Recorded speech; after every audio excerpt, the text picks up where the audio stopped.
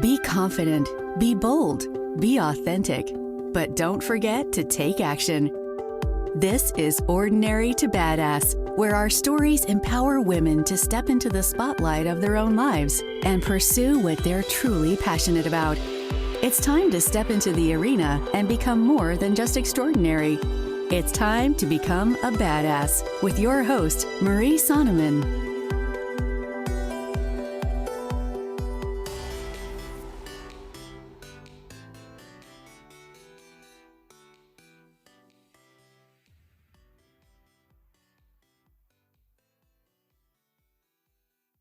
Welcome to Ordinary to Badass, episode number 195.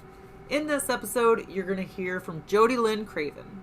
Jodielynn helps entrepreneurs consistently attract more money. You are not going to want to miss this. Even if you're not an entrepreneur, she has so many great takeaways, so many great tactical steps that you can implement. I found myself taking forever to edit this podcast episode because I was writing so many notes. It was so good. So make sure that you stay tuned and listen to this episode. But before we get there, I gotta tell you, my new book, From Broke to Badass, is gonna be out soon. Yes, I changed the title. I talked about that a couple episodes ago, but the title is gonna be From Broke to Badass, and I am so stinking excited. You will be able to find it on Amazon, and it has been such a labor of love. I can't wait to get it out into the world. And did you know that April is Financial Literacy Month? The perfect month for my book to release. Who knew it would happen that way? But definitely go on Amazon this week and check it out because it'll be available for pre-order. All right, with that, let's get to the episode.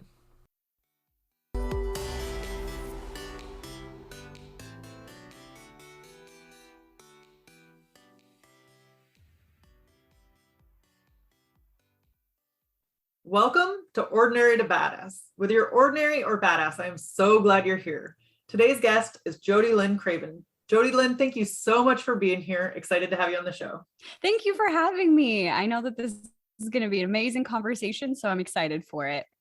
So before we go any further, I've got to ask you, do you consider yourself ordinary or badass? Totally a badass. Yes. All the way. I love how you just owned it. It's Yes. Refreshing. Thank you. I think more people should own their badassery. Yes. Have you always felt that way?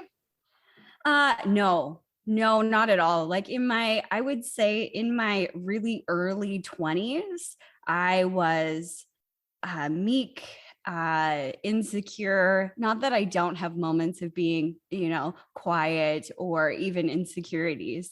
I was just a completely different person. Like find me in the corner hiding. That's who I used to be. So was there a pivotal moment that changed it for you, or did the progression happen over time? Oh my gosh, so many moments that took me outside of my comfort zone. I think I was in a position where I was in a really bad relationship, and it was really dragging me down. It was emotionally abusive, and he was really kept me under his thumb for a long time. And there's one pivotal moment that I remember. I'm from a very, very small town. There's like 1,000 people, grew up on a farm. So super like naive and just unaware of what the world has to offer. And I was in my early 20s, and my old career, I was an oil and gas safety person.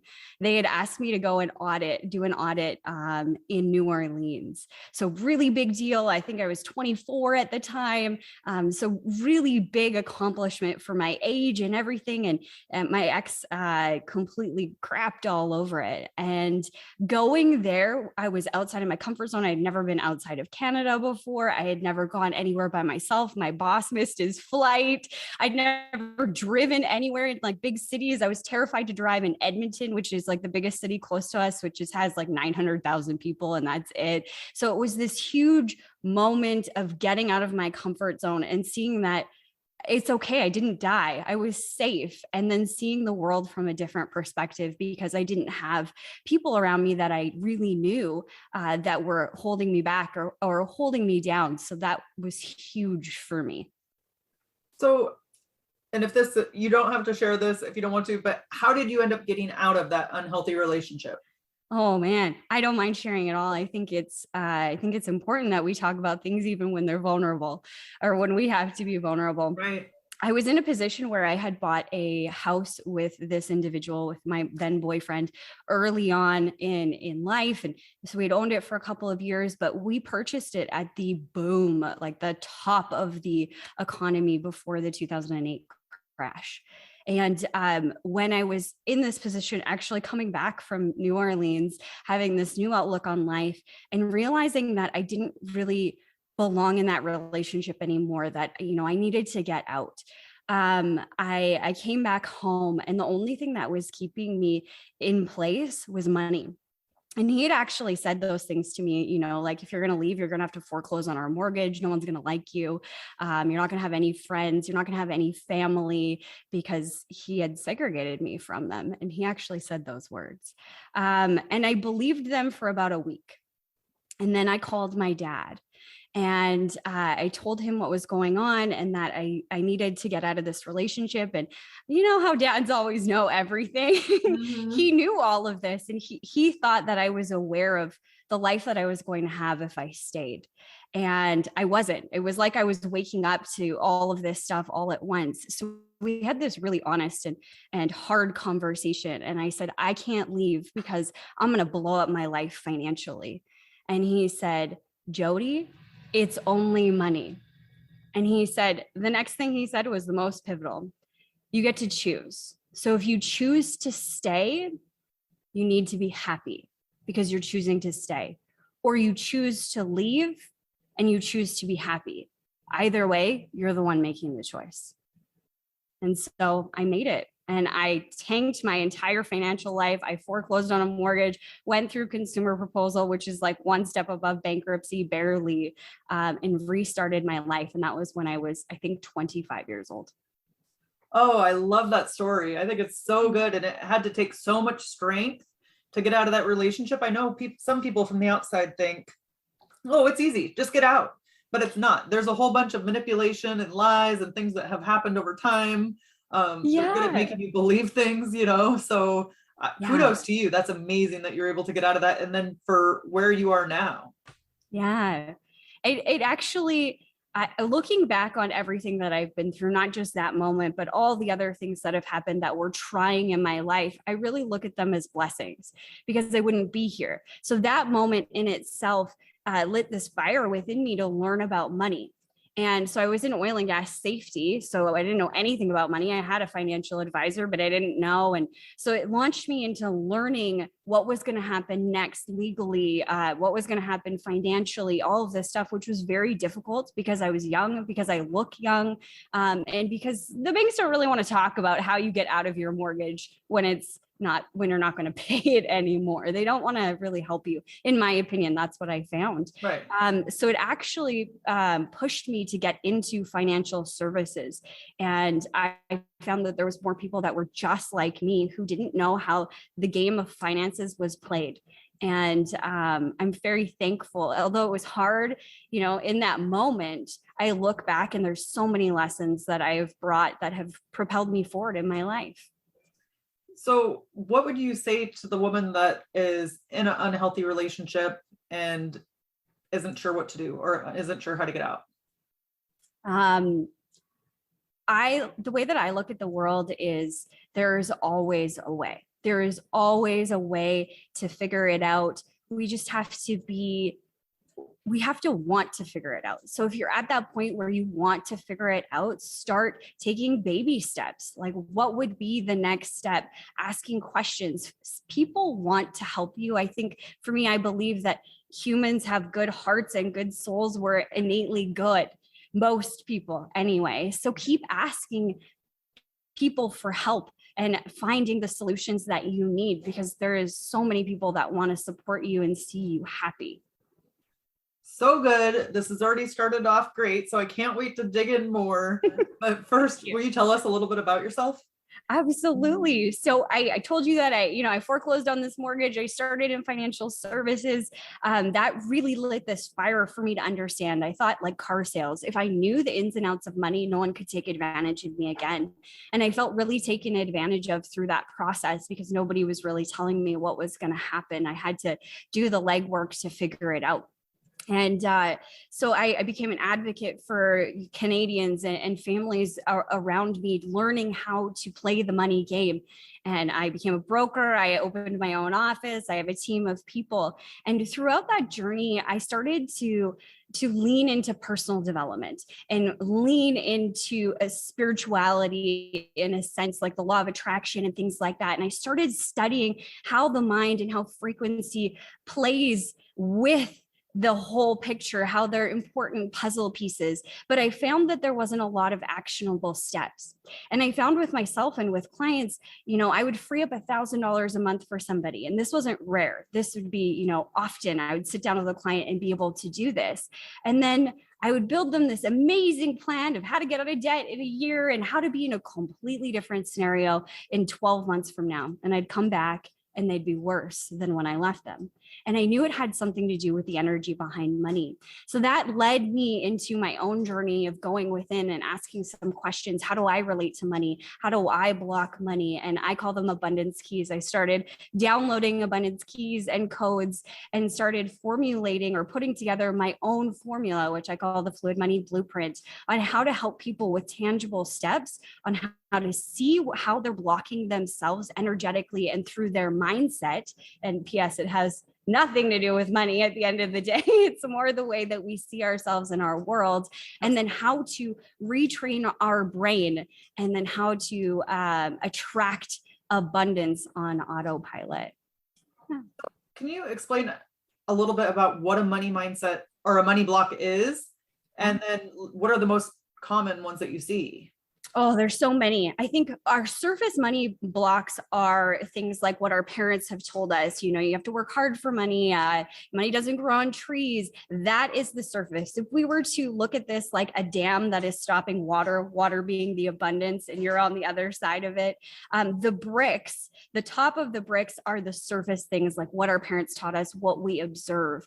But when we start to really go down into things, it's the way that we see ourselves. Okay. So an example of this might be, when I have more money, then people will think I am responsible. They will think I am good. They will think that I am worthy. That is a block, because what we're doing is we're telling the universe here in this space, I am not good. I am not worthy. I am not deserving, which is not true. So how do we get over that? Like, what is something we do to move past those things, or even to notice them? Because sometimes we don't even notice them. Yeah, that's the first thing, is noticing them, is noticing how you see the world and how you limit yourself when it comes to money. I can't buy that. I can't do that. I'll never make that. These are things that have been implanted or ingrained in us from the way that we were brought up, good, bad, or indifferent, right? All of these things we take as a child and we hold on to them. A good example of this, when I was 5 years old, had nothing to do with money. My uncle passed away. And there was a big, gathering, everybody's coming together and, obviously processing his death and everything like that. And I remember asking what's going on. And my mom said, "You're too little to worry about it right now. You can't handle it. So don't worry about it." She was trying to save my feelings, obviously. But for me, what this meant was that I couldn't handle it being anything in life. So it showed up in my relationships. It showed up in my money stories. It showed up in my work. Every single area of my life was impacted. So the first step is to notice how you do that. And that's a process. I have a process that I take my students through, which is asking them specific questions when it comes to money. So when you open your bank account, how do you feel? Okay. We want to teach the body, or at least acknowledge what the body is going through, because we're not just, a head on a stick. our body is having reactions as we're going through our day to day, the fight or flight response, fight, flight, freeze response. A lot of people at some point have had some sort of trauma with money. They couldn't pay their bills, or somebody told them they were bad, or they didn't have enough money, or told them they didn't deserve something. And they took that on, and now it's trauma within the body. So now when we open up our bank account, or when you open up your bank account, you might be having a trauma response, this fight, flight, or freeze response. So your body is going through it with you. So we want to understand what it's doing. When do you become anxious? When do you become angry? When do you become frustrated? And why? What is the commentary going on inside of your brain as you're interacting with money? I shouldn't be doing this. I can't afford this. I don't have this. Or, my life sucks because I don't have $1 million in the bank. When I have this, then I'll be free. These are all limitations that we set within our own minds. So the first step is to really look. Just what I specifically did was I sat down with my bank account, and I went to open my bank account, and I paid attention to the thoughts and the feelings that I was having.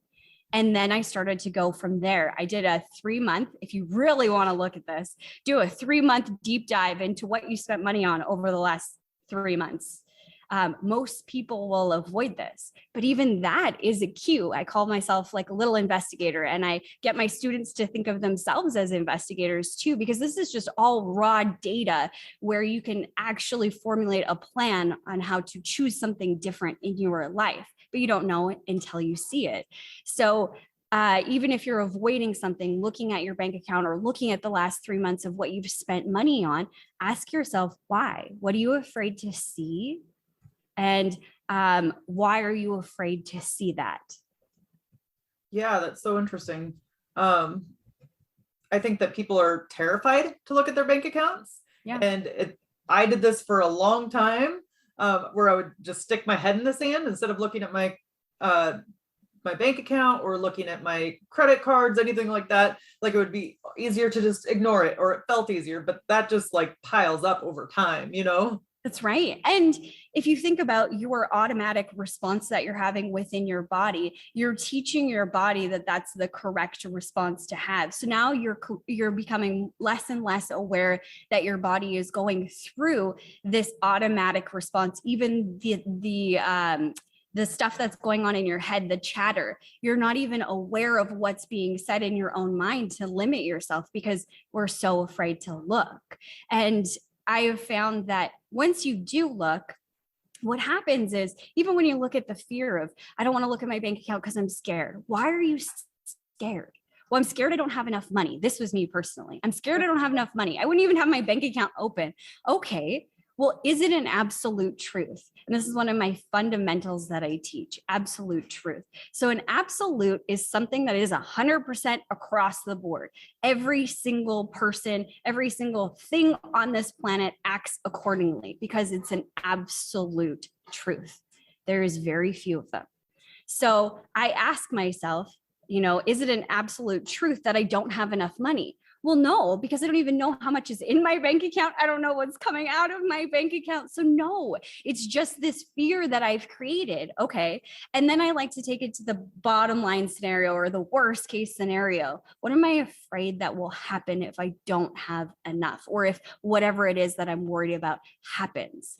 And you go down to the worst case scenario. And what I found is, looking back on my life, I've been through way worse than whatever is going on in my head here. And even if this thing happened, I know that I'd be able to get through it, because I've been through way worse in my life. And I think it's that way for most people. Yeah, I think sometimes the unknown is what like scares us or prevents us from taking action. But I like how you said that you look at the worst case scenario, or what are the worst things that could happen, and then you realize, oh, that's really not a big deal. But we build it up in our head to be like, oh, it's huge. Yeah. Well, and your brain is designed to do that, right? Your brain is designed to keep you safe. And I find this a lot when it comes to being able to do things to call in more money or to receive more money. Immediately people are think I need to work more. On the other side of that, there is this underlying fear of when I work more, I'm going to have less time for my family. I'm going to have problems in my relationships. I'm going to have problems with my health because my health is going to deteriorate because I'm burnt out. I'm this, I'm that. And then I'm going to end up losing everyone I care about. And then I'm going to die. Well, your brain's not going to let you do that if that is what you've built up in your mind is going to happen when you do said thing. But most people don't look at that. They just try and do more and it works for a little bit. And then they fall off the wagon and they can't consistently do something, or they can't get themselves to do said thing. It's because we do everything for a reason. Our brain is trying to keep us safe. So there's a reason why you can't get yourself over that hump, so to speak. So I know we talked about the negative chatter, the things that we say to ourselves when we open up our bank account. So, okay, somebody notices the things that they're saying to themselves, notices the mean things or whatever comes in their mind about money. What do they do from there? Yeah. So it depends on how attached they are to those things, like how much they actually believe them. Sometimes when you see it, it's going to be like, that's stupid. I can't believe I believe that. And you're able to just let it go. You know, I don't actually believe that. Okay, I want to delete that. And, you know, the more that you go through this conversation with yourself, when those things come up that you no longer believe or you think is relevant for you, they will come up less and less and less. But the things that people are really attached to, I made this mistake. Example, foreclosure on my home. It means that I can't take care of myself. I'm really bad with money. I can't be trusted. All of these things came out of that experience that I went through. So then one exercise that I give my students is the best friend exercise. You know, if your best friend came to you or someone that you love beyond words came to you and said, I'm a horrible person. They just reflected the same words back. I'm a horrible person because I declared bankruptcy. I foreclosed on my home. Now I'm a loser. Now I'm not worthy. Now, you know, everybody's going to hate me, or whatever it is that was going on inside your head. If your best friend or someone you care about said that to you, would your response be, yeah, you are? No. You would hold compassion for them and you would give them the reasons why that's not true. Okay. We need to do that for ourselves. And when you start to do that, when you start to treat yourself like that best friend and you start to tackle those things that you are saying, and you start to see them from a different perspective, the best friend's perspective. I'm not an awful person. I made a mistake. You know, when we think we've done something wrong, we connect it to this definition of being immoral or really bad. And it doesn't have to be wrong. It can be just a mistake. It's just a time in your life where you chose this over that. And it doesn't have to mean that you are a bad person. You get to choose. Yes. And to that point, you do get to choose, and you don't have to believe all your thoughts you think either. Exactly. So you get to choose how you want to feel about money, or how you want to feel about your weight or your body or just anything. You get to choose. So I think it's important to hit that note. Like, you can argue back. It doesn't make you crazy because you argue back with those thoughts in your head, you know? Yep. But it's a good exercise to go through. I have literally become my best friend because I spend a lot of time with myself paying attention. You know, there was a couple of summers ago, I went through an exercise of checking in on myself 3 times a day, in the morning, at lunchtime, and at night. 3 times a day, I would check in and be like, how does Jodi feel right now? And actually listen. Okay, why do I feel that way? And it was the greatest exercise ever in awareness, because we end up getting stuck in the minutia of life and getting like carried off with, you know, the waves over here or over there, or our spouse comes home and they're, you know, upset about something, and we end up going on this roller coaster ride with them. You get to stand at the edge of the platform when you have this awareness and choose whether you're going to go on the ride or not. And if you end up going on the ride, this is phase 2 of the Fluid Money Blueprint, is figuring out your pattern when you send yourself on this proverbial ride, and how to walk it back, and how to decide to get out of the pattern without judgment, just noticing, where you're at and how you can walk that back so you're no longer going down a path that doesn't serve you. Yeah. And I think the part you said without judgment is huge. So big, you know? So big. We're so hard on ourselves, especially women. Women believe, I heard this from, oh man, I'm going to forget, Alison Armstrong, such an amazing relationship coach. I love her. I've taken so many material, or like I've read so much of her stuff and listened to so much of her stuff, but she talks about how us as women, we create this perfect woman in our mind. You know, she's better looking, she's smarter, she's all of these things. And then we hold ourselves to that perfection standard, but she does not exist. So really looking at all of these things without judgment, with just curiosity. How do I think about money? How do I think about my debt? How do I think about my spouse with money and my relationship with my spouse and money and what we have? When you start having these conversations from a curiosity place, you can see all of the things that are blocking you from receiving. And it's beautiful. Yeah. And as you were talking about perfection, I'm like, perfection is bullshit. Nobody's perfect, you know, but we set the standard for ourselves that's just not accomplishable or attainable. Exactly. And we can really learn from men in this regard because they don't think there is a perfect man. They just look at other men and they're like, oh yeah, I like that quality. I'd like to take it, but they're not so hard on themselves. Right. And also, you know, being hard on ourselves is a format of our brain, because our brain, we are gatherers. So we're designed to see things that are changing or have changed, notice little things around us to protect us. You know, when the hunters aren't around, we go out and we gather. You know, back in the day of cave women, this is what we would do. And you needed that extra sense so that you could see something change and then protect yourself if it was a wild animal or something. But now when we relate that to what's happening in our life, it's like, oh, this alarm bell went off, but we're not paying attention to it because there's no tiger, but our body's acting like there's a tiger chasing us. Right. Yeah. Yeah. It gets the adrenaline going, even though, there's no tiger or no immediate threat. Exactly. Yeah. So it's the perception. So you said a phrase earlier that I wanted to dive more into. You said calling in more money. Yeah. So I want to dive into what it means to call in more money and how people can do that. Amazing. I like to reference it as money magic. When we think of money, we think of I work X number of hours and then I get paid. And it's super linear. That is one way that money can come into your life. But there is billions of ways that money can enter your life.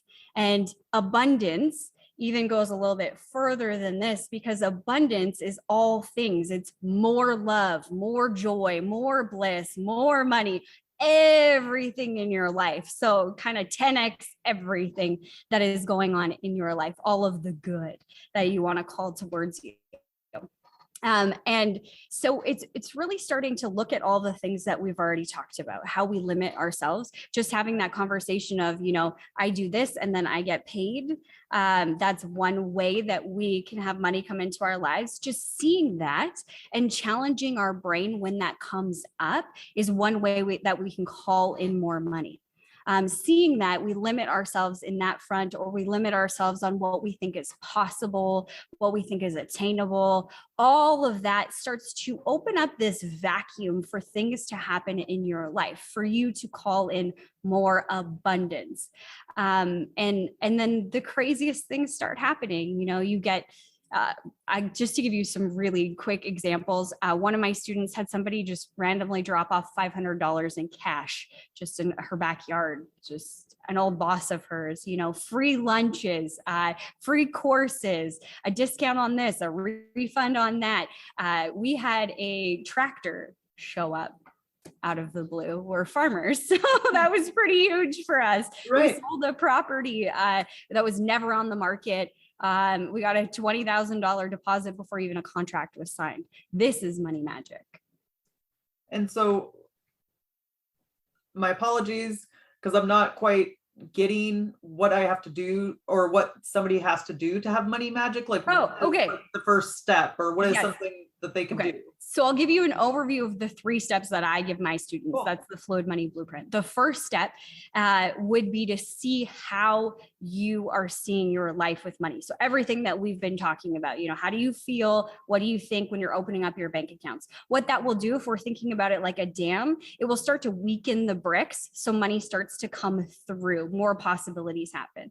Then the second thing that you need to do is to map out those patterns, which we also started talking about. How do you cut yourself off from receiving? Because you end up looking at your bank account, it gets you into this scarcity mode of I don't have enough money, and then you're all of a sudden trying to like force things to happen. If you're an entrepreneur, you're like, oh, I need to make more phone calls and I need to put more social media posts, but nobody answers the phone, or the people that you talk to, they're like, not for me, or the post that you had just didn't land. It's because of our intention and our energy going into it. It's coming from a place of lack, a place of scarcity. So shifting that and infusing more joy and more abundance, and the intention of being safe and supported into the things that you're doing.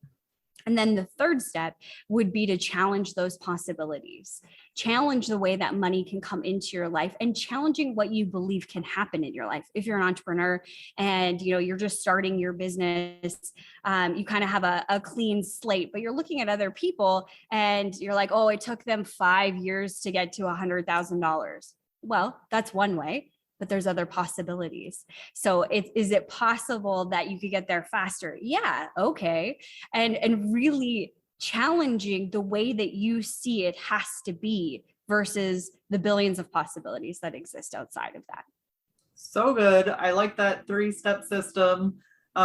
Super helpful. And then one thing I wanted to dive deeper into was cutting yourself off from receiving. I think that is huge, how often we do that and how often we don't even know. What are ways that you see that people you work with cut themselves off from receiving? Oh man. Well, one way is when they receive something that's unexpected, they're like, no. That's one of the first indicators that you're cutting yourself off or not allowing yourself to receive. Somebody wants to buy you a coffee and you're like, oh, no, I can't accept that. Why not? Somebody wants to give you something, whether it's, help with your business, or, maybe my sister-in-law has a bunch of baby stuff in her house and she's like, I've been saving this for you, whatever. There's all of these things that we end up saying no to because we feel like we've attached it to receiving, to being greedy, not being worthy to receive, or all of these false things that we hold on to. Yeah, that was garbage. Yeah, exactly. Right. So one of the easiest ways to see it is when you are offered something, how do you accept it? Even compliments, because it's not just about money. How we do one thing is how we do everything. How do you receive a compliment? If you're like, oh, no, I'm okay. This whole thing? Yeah, this whole thing. Yeah, that's right. Okay. What about when you receive money? When you get money drop into your bank account, is your first thought, oh, that's not enough? Or is it, wow, that's amazing. I'm so excited that it's X number of dollars. Now I have this possibility and this possibility. Most people, it's the first, oh, that's not enough. Okay. Yes, absolutely. And it's so crazy. All of the stuff that is right in front of our face that we are saying no to and we're missing merely because we've said no and we're just not willing to see it. And I've done it before too. So I'm not like preaching to anybody, but. Oh yeah. I've done it. I mean, throughout my whole life. That's why I went on this journey was, I was working so hard that I was experiencing adrenal fatigue. I was, I had just ended another relationship and it blew up in my face. So I couldn't keep a relationship. I couldn't, I wasn't happy. I was experiencing this fatigue within my body. I was completely burnt out. And I said, there's got to be a better way than me just trying to kill myself to make money. Like it must be something that I am thinking, something that I am feeling that is actually pushing people away. And when I started to be mindful of that, what is my energy going into this interaction? Is it to take from you? Is it to get something from you? Is it to sell you something? All of those things were gross feelings. I felt them before when somebody's tried to do that to me and was like, oh, I can't get away from you fast enough. But then there's the people that you meet meet that draw you in, where you're like, wow, I love their energy. I love being around them. They're so exciting and positive and whatever it is. You might not even be able to quantify why you want to be around them. You just feel you want to. That's the energy that you're putting into it. So how can you infuse more of that energy and more of what you're really trying to do? You want to be a badass so that you can change the world. You want to be a badass so that you can help women or help individuals or do whatever it is you're here on this planet to do. And that's coming from a heart-centered space, not an egocentric space. That's a heart-centered space. So lean into that. How can you get more excited about that? And that feeling, that frequency is completely unstoppable. Yes, agreed. And we forget that the frequency we put out is the same we're probably going to get back. You know, if you're walking around like Eeyore, you're probably going to meet other people like Eeyore. Exactly. And even our brain is designed to look for things that we feel are important. It's the red car analogy. You buy a red car and you see them everywhere. It's the reticular activator within our brain. So if we're telling our brain every single day, I don't have enough money, I don't have enough clients, I haven't worked hard enough, your brain's finding examples of that to be true. Yes. To support you. So start saying the opposite. I do have enough, even if it's just coming back to this moment, this one right here. Do you have enough for whatever you need in this moment? You want a coffee? Yeah, I've got money for coffee. You want, I don't know, a pair of shoes? Yeah, I got money for a pair of shoes. What do you need in this moment? And training your brain and your body to see that you have more than enough right here, instead of looking at, the next 2 weeks and 5 weeks and 7 weeks and whatever, I'm not going to have enough once I get to that point in the future. All the money is gone. Well, what about all the potential money that could come in that 2 weeks, 5 weeks, 7 week period, right? Like, you're not done attracting money. You're not done making money. Like, it's not like this is the last dollar that will drop into your bank account. No. But when we think that way so far into the future and lock into, I don't have enough, we do cut off all the possibilities for money to come in between now and then. Absolutely. And kind of like, I think you mentioned it earlier, like the if when type statements, like if I do this, then I'll feel that, and so we put off these feelings of joy or these feelings of excitement and just keep putting it to the future. So then there's never time to feel abundant or to feel joy or to feel good right now, because you're always waiting for some external factor in the future. That's right. But like attracts like. So when you think about your greatest desires, whether it's $1 million or a yacht or a house in the Hamptons or whatever it is that you desire, it's not necessarily said thing. It's the feeling, because there lives joy and bliss and excitement and awe and all of these things. It's the feelings. Now, what we know is like attracts like. So if you're saying, when I get to this moment, then I'll be able to feel it, but you spend most of your time in this moment where you are right now, not feeling any of those things, you're pushing away your desires. You will attract them faster when you start living in those feelings more often from a genuine place. Now, I want to put a caveat on that. A lot of people in the personal development space have used this theory of you just have to shift to the positive. You just got to shift to the positive and just be positive. And, for us, trying to be perfectionists women, right? We're like, oh God, I can only be positive. And I talk about this in my webinar because it is BS. You're human. You are human. And what happens is that you end up stuffing all those feelings down. Like, something bad happens and you're frustrated and maybe you're angry and maybe you're having a little pity party or something like that. And you're like, no, I can't. I just have to be positive. When you don't allow yourself to feel it, you bury those feelings and they're still there. And what happens is they pile up, pile up, pile up, pile up. And then they're playing like a song in the background all the time. And then you end up attracting from that rather than the affirmation that you said this morning, because that now becomes your average. So instead of trying to shift and ignore the feelings, take a moment and take a breath and feel them. Why am I upset? Why am I angry? Like, give yourself the space. If you need to have a tantrum and you want to be angry about something, give yourself the space to feel angry. Because the problem with that strategy of just shifting, again, you're pushing everything down, but Do you have children, Marie? I don't know. You don't. Okay. But you've seen children before, Yeah, right? yeah. You've seen them like in Walmart have like a tantrum. Have you ever seen, anybody be able to reason with a child that is having a tantrum? Never. Never. That's what's going on inside your body.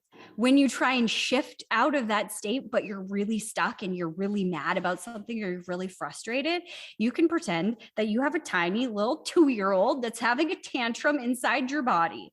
And if you try and force them to see reason, it's just going to make them more mad. They can't reason because they're not in the space to reason. So what I do is I say, okay, baby Jody, I put my hands over my heart and I say, it's okay. Feel whatever you need to feel. And I give myself that space. And what I was afraid of before I did this exercise was that I would never get out of the feeling. Like I would always stay in this frustration. It would never leave me.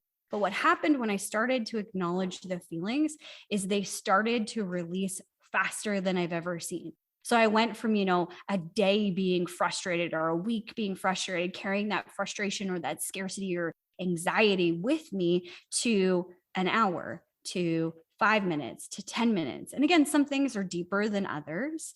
But I can usually shift that feeling by just putting my hands over my heart and feeling into it and allowing it to move through my body and out within seconds. And then it's gone for good. I'm not holding on to it anymore. So good. I think that's more badass than anything. Like Thank just you. feeling what you feel and owning it and allowing yourself time to process it as opposed to covering it up and trying to be tough, Yeah, exactly. And it just, you can't reason with yourself. So, I mean, all of the things that you say, the affirmations that you say after to force yourself to be positive, they aren't as effective because you're not ready for that. And it's hard to say to yourself, like, I just want to be mad. But sometimes you just want to be mad. Yeah. So let yourself be mad. Go kick a pillow or punch a wall. Maybe not a wall, punch a pillow, like kick into the air. Do something that is going to help you move those feelings out of your body. Because they literally, and there's been studies that have been done that talk about feelings getting stuck like spurs in your body and then actually causing damage within the body. And I don't know if you do yoga, but a big thing in yoga is when you start working on the hips with females. I don't know if it's the same with males because I'm a female. But when you start working on the hips and you start doing hip flexors and stuff, there's a ton of individuals that just start like bawling for no reason. Mm-hmm. And it's because of the emotion that's stuck there. Yeah. You got to get it out. It's not yes, good. Agreed. Yeah. So good. Let's end with a tip to encourage women who are in the arena fighting for the life that they want. One tip. Well, it's so hard. Just one. I would say it would be a culmination of things that I've learned. You are worthy. You are deserving. And the reason why I know that, and though I don't even know you, is because when I look at a child, regardless of whose child it is, I want the world for them simply because they are here, they are present, they have a soul, a heart, blood pumping through them. They're here at this time for a specific reason. I truly believe that. And so are you. That's your reason to be badass. That's your reason to go out there and kick some ass and just anything that you desire is truly possible when you believe it's possible. I love your passion around this. So Jodielynn, if people want to check you out, how can they get in contact with you?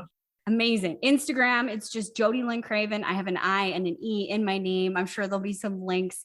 You can find me on Instagram. I have tons of content inside of there. I have a website. It's just jodielyncraven.com. And if you go onto my Instagram and go to the link in my bio, there is a free webinar that you can watch that goes through more of the mistakes that we make as entrepreneurs trying to attract money and the Fluid Money Blueprint and how I can help you more. Thank you so much. You've been a total badass and I've enjoyed hearing your story. Thank you so much for the time. This has been such a pleasure. And with that, we'll end our show. To all the badass women out there staying in the arena, wherever you are, whatever you're doing, own it and get after it. Now that you've listened to this episode of Ordinary to Badass, we want to hear from you. Go to our website, ordinarytobadass.com/podcast, and submit your own experience on how you took your life from ordinary to badass and get the chance to be on a future spotlight episode of the show. That's ordinarytobadass.com/podcast. While you're waiting for the next episode of the show, wipe off the sweat, dust off the dirt, and get back in the arena.